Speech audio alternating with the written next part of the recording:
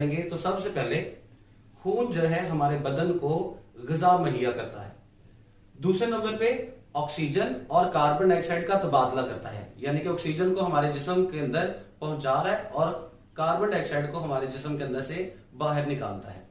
तीसरे नंबर पे फजलात को लेकर अज़ा तक पहुंचाता है जहां से आसानी से खारिज हो सके। जिस्म को हरारत मुहैया करता है और इसके बाद अज़ाए हाज़म से हजम शुदा खुराक को ग़िज़ा को साथ ले जाता है और पूरे जिस्म के अंदर मुहैया करता है और पहुंचाता है। जिस्म और चेहरे की रंगत को बरकरार रखता है। वाइट ब्लड सेल जो हैं ये बीमारी के जरासीम को हलाक करने के अंदर मदद देते हैं और जो हमारे पास प्लेटलेट्स हैं ये खून को जमाने के अंदर और क्लॉट बनाने के अंदर जो है वो मदद देते हैं। और अद्वियात जो हम इस्तेमाल करते हैं उनको भी पूरे जिस्म के अंदर पहुंचाने के अंदर हमारा खून जो है वो